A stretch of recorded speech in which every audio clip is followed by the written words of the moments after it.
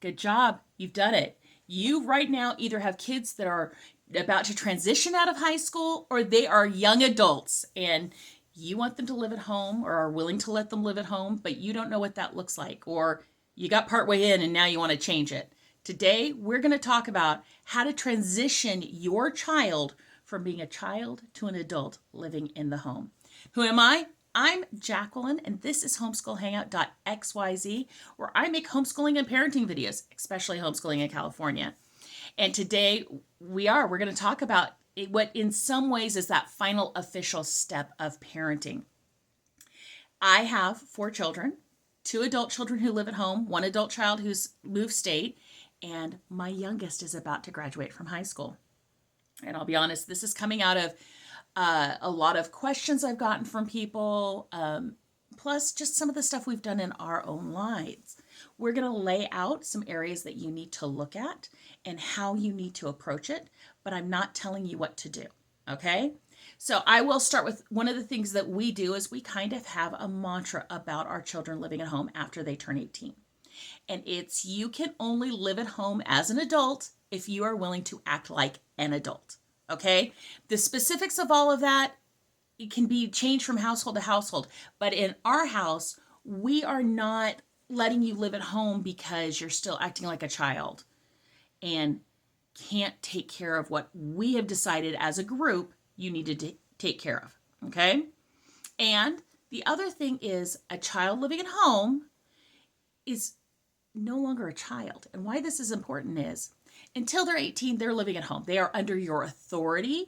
You rule over them. But once they're adults, they have their own autonomy. And this is now a negotiation between 2 parties.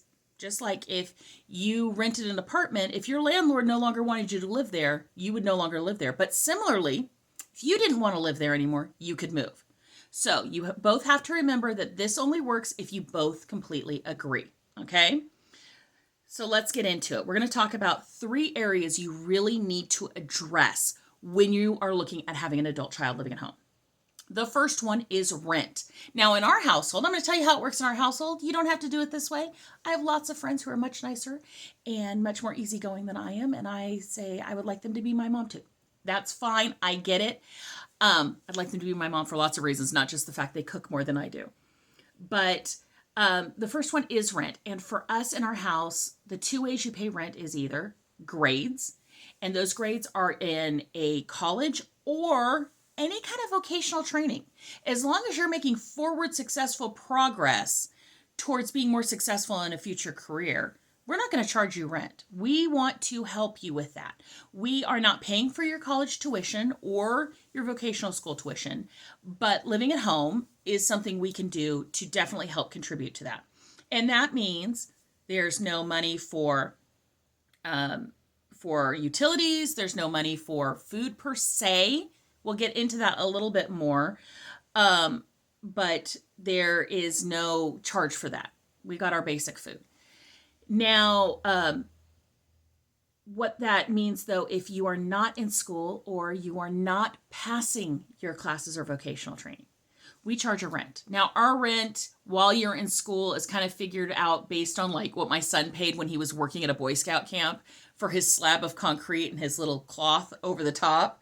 So we don't charge a whole lot for rent, but the idea is you have to be responsible and an adult has to pay their way. Now, like I said, that paying their way doesn't have to always be in money. And we do. We look at their grades at the end of every semester, and depending on what they are is whether or not they pay rent. There is no rent for A's or B's. There is half rent for C's, and there is rent for D's and F's. We will break that down by unit. If as long as you are getting A's and B's in a full-time unit load, we don't care. And why I say that is if you're taking 15, 16, 17 units and you flunk 3 units, you're still completely full-time. If your C is in that, we don't care. And so we kind of do it by that. We do it by weeks, and yeah, we're a little nerdy about it. But we also are not planning on our children having to move out when they graduate from college. Some parents do. Some parents are like, you're only living home while you're a student. So there's never talk of financial rent beyond that. But for us, We say, one, we want our children to kind of find their own path and not feel too much pressure from us. I will be honest, they were already raised in a very pro-college household. So we've already put lots and lots of pressure on that. But if they want to take a gap year, that's fine, but then they have to pay rent because an adult pays their way. That's fine. Now, following closely behind rent is financial responsibility. What is their financial responsibility in the household and for themselves? And what I mean by that is I tend to buy the big box of toothpaste at Costco, and I buy the big thing of toilet paper at Costco, and when the children need toilet paper or toothpaste, or my son uses the same shampoo my husband does, they just go get it out of the closet. Not a big deal. But my girls, specifically, I will out them right now, are a little bit more particular about what they use on their hair or what they do for different things like that. That kind of stuff is their own financial responsibility. Their clothes, for the most part, are their own financial responsibility. Now, don't get me wrong. In our house, there's plenty of, hey, Mom, I need this. If you see it, let me know. And I will. And I'll say, it's this much. Do you want it? And we keep a running list of who owes who money. Why they would owe me money. Hey, can you go to the grocery store for me? Hey, can you pick this up for me? And then my 19-year-old son has a really good attitude about it. He says, if it's over $10, I put it on the list. If it's under $10, it's just the price of living here. That's his mentality. Now, that is not the mentality we encourage. We said put everything on the list. That's their thing. They are responsible for their own car insurance. Now, this looks different for different children. I have one child who is on her own insurance. She had a couple accidents, and our insurance said, that's lovely for you. You're not on your parents' policy anymore. Her policy didn't go up. She actually got it through another provider, and it was the same price. She didn't have any damage to her policy. It was just, some of the insurance carriers are getting that way. Whereas the 19-year-old, we figure out how much the car he's driving on is his insurance, and he pays us for that every 6 months. So they pay their own insurance. We pay medical, at least right now. Now, once they're professionals, and when I say pay medical, I don't just mean the insurance. Of course, we pay the insurance. The line is, until it affects what we pay, we don't care. Meaning, like, if it's the difference between a 2-person policy and a 3rd-person policy, and you're a professional, you can pay that increase. But right now, we have the family policy. We have a minor student at home. We pay the family policy. We don't ask any of them to chip in. We also don't have them chip in right now for their co-pays, unless they're doing something special and separate that they want to attack right now. So, for example, if there's like a specialized, like I'm on a semi-glutide. If my kid wanted to go on that, they'd be carrying that themselves. What else? When they go out, when they do anything, all that money comes from them. We don't kick in for your social money, but we don't charge for laundry soap, for all that stuff, unless you want to do something different. And even then, my 21-year-old likes to wash a lot of her clothes with vinegar and water and do some other stuff, and we just throw that into the groceries. It's not a big deal. So that's the financial responsibility. And I say that, they also carry their own cell phone. But in our house, you carry your own cell phone once you get one at 16. Making those decisions up front before there's emotion, before there's all this stuff, is important. The next one is household responsibilities. What do you expect them to do? I'll be real honest. My 19 and 21-year-olds, they help get their sister around when they can. They can't very often.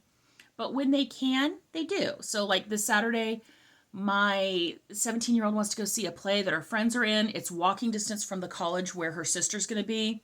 So her sister's going to take her to the college. She's going to walk over. And then after her sister's done, her sister's going to go pick her up. That kind of stuff. They are looked at when we sit down and do family calendaring. We kind of, all the drivers kind of pitch in. And where that's also important is my Kia had to go in. So my 19-year-old drove me to take it in on Tuesday. And then he drove his dad to go pick it up on Wednesday. All that kind of stuff. And we do the same thing for them. So it's not just, but also, do you expect them to do the dishes? Do you expect them to vacuum? What do you expect there? What do you expect as far as room cleanliness? And I say this because my son, who I love dearly, he doesn't always fold all his clothes and put them on. I don't care as long as you close the door. Anything that would bring bugs or anything like that, we've got a different discussion on. But they're adults. They're adults. It may not be how I want, but they're adults. Lifestyle is very important. What do you expect as far as them for entertaining, for coming and going, for their social life? Do you have expectations on that? For us, we ask that they don't, come home in the middle of the night. We want to know where they are, generally. And I say generally. So like my daughter, my 21-year-old tonight is going out with a friend to go see the same play, the same people, different night because she's busy. And she's going out with a friend. I have no idea when she's coming home, but we kind of know. So like at 3 o'clock in the morning, if your kid's not there, and we don't look at that as a parent-child thing. We look at that as being a good roommate. If you were living with a roommate, you should let them know where you're living. Where you're going in case you don't show up. It's just, and maybe I say this is coming from, I'm a criminologist's daughter, and women who've disappeared, it's because nobody knew where they were. We also all share our location on our phones. All of us share with each other. That way, it cuts down on a lot of things of, hey, are you coming home? I'll just say between you and your husband, because you go, oh, they're driving home. I don't want to call them now, they're driving. So on and so forth. So for us, that lifestyle, we expect, you not to have people of the opposite sex in your room. It's just not in our lifestyle, not in our house. You do what you want, but that's a life rule in our house. You don't have people who you're not married to in your room. Period. Sorry. Whatever those are, can they have people over? Is there a time people have to leave? What does that look like? Can they, plan things in the backyard? Can they plan swim parties? What does that look like? What are your expectations? For us, my adult children who are living home all have the same faith as us. So we generally say, you need to go to church and a Bible study. You don't have to go to ours. That isn't so much to force them into our religion, but more along the lines of, you say this is important to you and it helps you not fall off. I'll just say that. Because I know it'd be lovely to spend Sunday mornings in bed with my husband reading the paper and watching TV instead of going to church. Often. I love my church. I love my church desperately, but I really like my husband and I really like being asleep. So those kinds of lifestyle expectations, whatever they are, I know parents who say, I have no lifestyle expectations as far as when my kids come home, I want them to let me know. Or drinking. For us, there is no drinking till you're 21 outside of this house, definitely, and not really inside this house. We don't. We think sometimes these things are monumental and they're fun, and you want to keep, there's a difference between being 18 and being 21, and we kind of celebrate those things. But there's not drunkenness. We don't allow drunkenness at any age. And if you had a lifestyle of drunkenness, we'd have a conversation about it. How do you feel about marijuana? How do you feel about all that stuff? Because these are things that come up. These are things that come up when your kid's out there in the big bad world. My children have never asked to do marijuana, but they know other people who do. And so, yeah, it's all of those things. The most important thing you can do in all of this, the most important thing is make it clear ahead of time. And when I say that, I mean not just for kids who are living home all the time. I'm seeing people complain on social media about their college kids being home for spring break.